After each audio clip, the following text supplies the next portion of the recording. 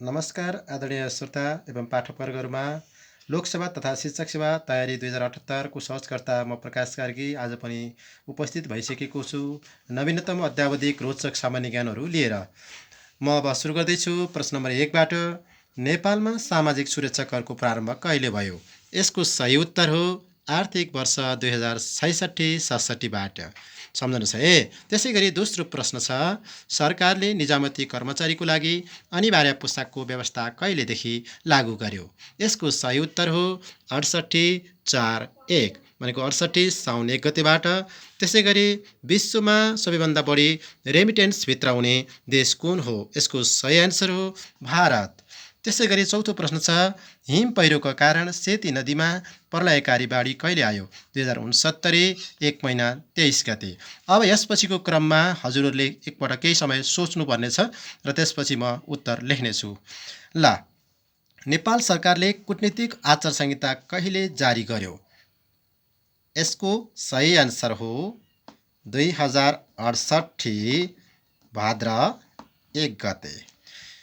त्यसै गरी छैटौँ प्रश्न छ, विश्वमा सबैभन्दा बढी मूर्ति कसको रहेको छ? यसको सही उत्तर हो बुद्ध। हजुरले अनुमान गरेको उत्तर पक्का पनि मिल्यो होला। त्यसै गरी 7 नम्बरमा छ, एकल महिलाले विधवा भएकै दिनदेखि नै सामाजिक सुरक्षा भत्ता पाउने व्यवस्था कहिलेदेखि भयो? आर्थिक वर्ष, अनुमान लगाउँदै हुनुहोला, आर्थिक वर्ष 68-69 देखि। आर्थिक वर्ष 68-69 देखि। तपाईले अनुमान गरेको पनि उत्तर मिल्यो होला। त्यसै गरी अर्को प्रश्न रहेको छ, नेपाल सरकारले विद्यालयलाई शान्ति क्षेत्रका रूपमा घोषणा कहिले गरेको हो? तपाईले अनुमान लगाउँदै हुनुहुन्छ। यसको सही एन्सर हो 2068। अनुमान लगाउँदै राख्नुहोस्, 2068 जेठ 11। त्यसै गरी अर्को प्रश्न रहेको छ, सरकारले गरिबीको रेखामुनि रहेका घर परिवार पहिचान गरी उनीहरूलाई परिचय पत्र दिने निर्देशिका कहिले पारित गर्यो? यसको सही एन्सर हो 2069 भाद्र 18 गते। हजुरले अनुमान गरेको उत्तर पनि मिल्यो होला। अर्को प्रश्न छ, एसएलसी परीक्षामा कक्षा 10 को पाठ्यक्रमबाट मात्र प्रश्न सोध्ने व्यवस्था कहिले गर्यो? यसको सही उत्तर हो 2063 कार्तिक 15 गते। त्यसै गरी अर्को प्रश्न रहेको छ, ग्रीन गोल्ड केसँग सम्बन्धित छ? अनुमान लगाउनुहोस्।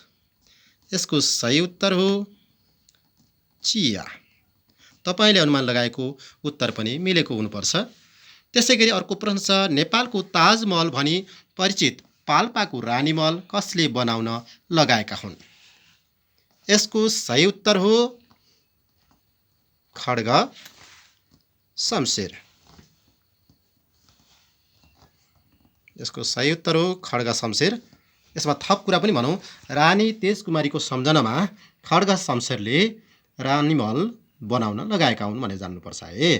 त्यसै गरी अर्को प्रश्न रहेको छ, नेपालको नैनीताल भनी चिनिने प्रसिद्ध धार्मिक स्थल कुन हो? यसको सही उत्तर हो नवलपरासीको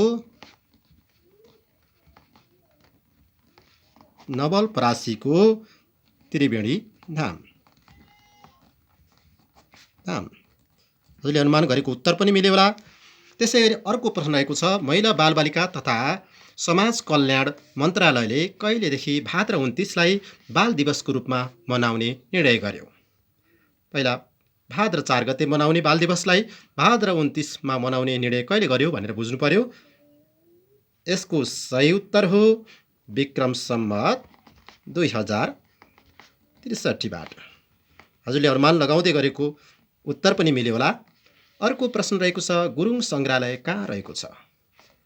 यसको सही उत्तर हो कास्कीको पोखरामा। कास्कीको पोखरा भन्नु पर्यो। सर्वप्रथम ऐन प्रमाणित गर्ने जनप्रतिनिधि को हुन्? यसको सही उत्तर हो, सबैलाई थाहा छ होला, सुभाष नेमवाङ। सुबाक्स नेवाङ सम्झनुहोस् है। त्यसै गरी अर्को प्रश्न रहेको छ 2052 साल फागुन 1 गतेदेखि सशस्त्र युद्ध सुरु गरेको नेकपा माओवादीले विद्रोहको अन्त्यको घोषणा कहिले गर्यो? अति सान्दर्भिक, एकदम अध्यावधिक र रोचक सामान्य ज्ञान लिएर उपस्थित भइरहेको छु। यसको सही उत्तर हो 2063। कहिले होला? मङ्सिर 5 गते सम्झनुहोस् है। त्यसै गरी अर्को प्रश्न रहेको छ हालसम्म चन्द्रमामा खेलिएको एकमात्र खेल के हो?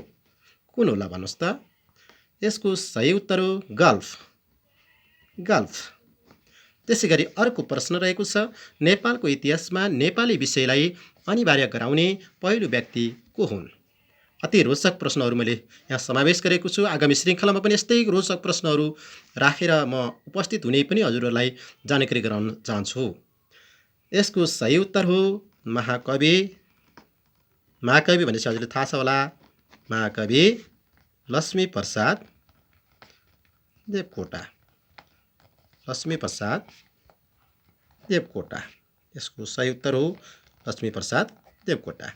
त्यसै गरी कैदी अवस्थामा नै स्वर्गवास हुने राजा को हुन्? कैदी अवस्थामै स्वर्गवास हुने राजा को हुन्? यसको सही आन्सर हो श्री 5 राजेन्द्र विक्रम शाह। कैदी अवस्थामा नै उनको मृत्यु भएको थियो। त्यसै गरी अर्को प्रश्न रहेको छ भूमिको नापजाँच गर्ने चलन चलाउने राजा को हुन्?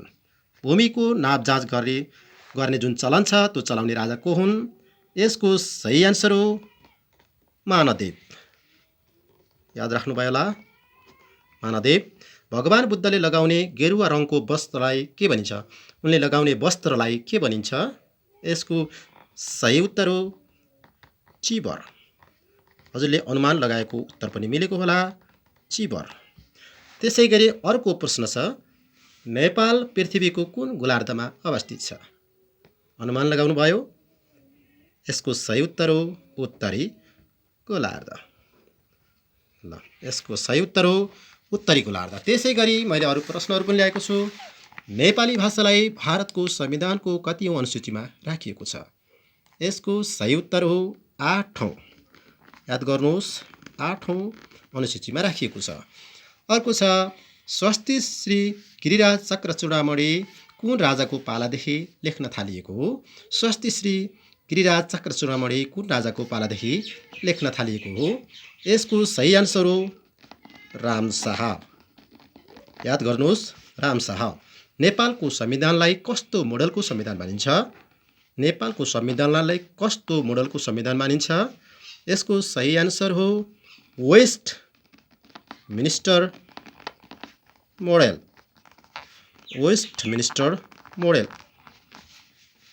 अर्को प्रश्न रहेको छ नेपालको पहिलो जलविद्युत केन्द्र कुन हो? अनुमान लगाउनु भयो होला। यसको सही आन्सर हो फर्पिङ। हजुरले अनुमान लगाएको क्वेसनको एन्सर पनि मिलिरह्यो होला। सैनिक राज्यको सार हो यो कसको बनाइयो? सैनिक राज्यको सार हो यो कसको बनाइयो? यसको सही आन्सर हो Prithvi Narayan Shah.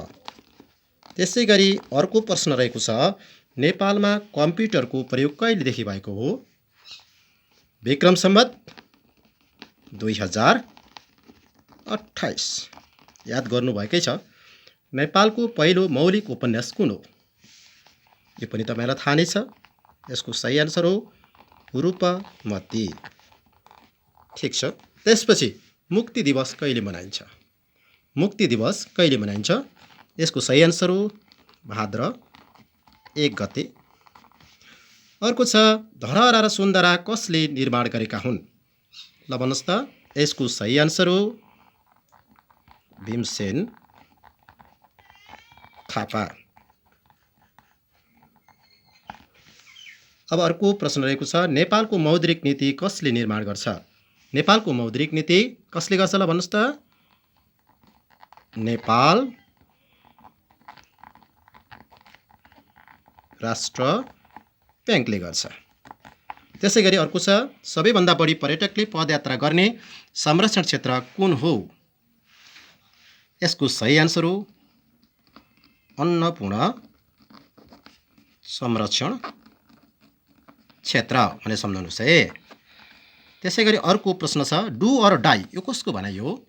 Do or die यो कसको भनाइ हो? यसको सही एन्सर हो महात्मा गान्धी। महात्मा गान्धीले डु अर डाई भनेर एउटा कथन ल्याएका थिए। त्यसै गरी नेपाली साहित्यका प्रथम शहीद भनी कसलाई चिनिन्छ? साहित्यका प्रथम शहीद भनेर कसलाई चिनिन्छ? यसको सही एन्सर हो कृष्णलाल अधिकारी। कृष्णलाल अधिकारीलाई हामी नेपाली साहित्यको प्रथम शहीद भनिन्छ। त्यसै गरी राष्ट्रिय दलित आयोगको स्थापना कहिले भयो? राष्ट्रिय दलित आयोगको स्थापना कहिले भयो? यसको सही एन्सर हो 2059 चैत्र 6 गते यसको स्थापना भयो। त्यसै गरी अर्को प्रश्न छ रेफ्रिजरेटरमा कुन ग्यास प्रयोग गरिन्छ? रेफ्रिजरेटरमा कुन ग्यास प्रयोग गरिन्छ? यसको सही एन्सर हो एमोनिया। एमोनियालाई हामी NH3 पनि भन्ने गर्छौँ है, एमोनिया। त्यसै गरी संयुक्त राष्ट्र सङ्घद्वारा मानव अधिकार घोषणा पत्र कहिले जारी भयो? भन्नुहोस् त। यसको सही एन्सर हो सन् 1948 डिसेम्बर 10। त्यसै गरी अर्को रहेको छ Guinness book of world records कति भाषामा प्रकाशित हुने गरेको छ? कति भाषा भन्दा यसको सही एन्सर हो 35 भाषामा। नेपालमा नागरिक पढापत्रको सुरुवात कहिलेदेखि भयो? नेपालमा नागरिक पढापत्रको सुरुवात विक्रम सम्वत 2056बाट भयो। त्यसै गरी नेपाललाई हिन्दू राष्ट्र भनी कुन संविधानले घोषणा गरेको हो? ल भन्नुहोस् त। यसको सही एन्सर हो 2019 को नेपालको संविधान। सम्झनुहोस् है, नेपालको संविधान 2019 भनेर सम्झनुहोस्। नेपालको संविधान 2019ले नेपाललाई हिन्दू राष्ट्र भनी घोषणा गरेको हो। त्यसै गरी अर्को प्रश्न रहेको छ प्रतिनिधि सभाले नेपाललाई छुवाछुत मुक्त राष्ट्र कहिले घोषणा गर्यो? छुवाछुत गर्न पाइन्न है भनेर कहिले घोषणा गर्यो भनेको हो? यसको सही एन्सर हो 2063 जेठ 21 गते। त्यसै गरी अर्को प्रश्न रहेको छ विश्वको पहिलो नगदे बाली केलाई भनिन्छ? पहिलो नगदे बाली भनेको के हो त भन्दा यसको सही एन्सर हो चिया। सम्झिराख्नुहोस् है। अर्को प्रश्न रहेको छ सयौं थुङ्गा फुलका हामी ... नामक नयाँ राष्ट्रिय गानका रचनाकार र सङ्गीतकार को हुन्? ल भन्नुहोस् त। रचनाकार र सङ्गीतकारको नाम जान्नुपर्ने छ। रचनाकार भनेर हामीले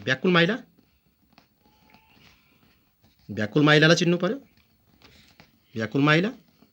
सङ्गीतकार भनेर हामी कसलाई भन्छौँ? या हजुरलाई याद भएकै छ।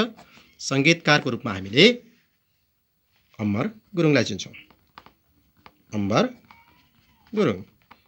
त्यसै गरी अर्को प्रश्न रहेको छ नेपालको नयाँ निशाना छाप कहिलेदेखि कार्यान्वयनमा आयो? नेपालको नयाँ निशाना छाप कहिलेदेखि कार्यान्वयनमा आयो भन्दा यसको सही एन्सर हो 2063 पौष 15 गतेदेखि कार्यान्वयनमा आयो।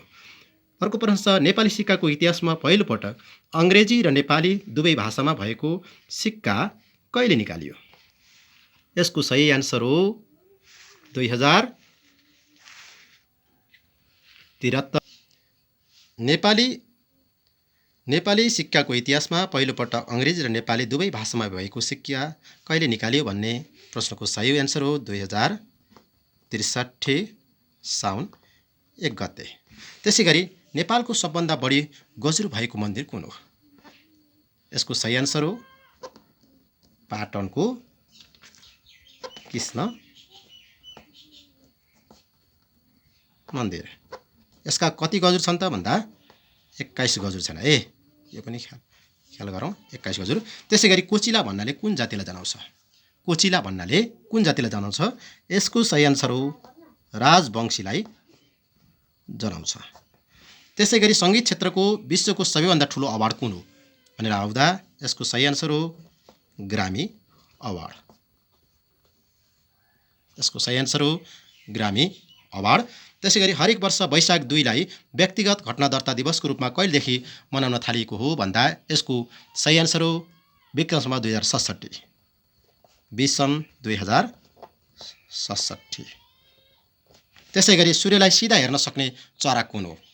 यसको सही आन्सर हो चिल। त्यसै गरी नेपालका राष्ट्रपतिको शपथ ग्रहण गर्छन्? नेपालका राष्ट्रपतिले को समक्ष शपथ ग्रहण गर्छन्?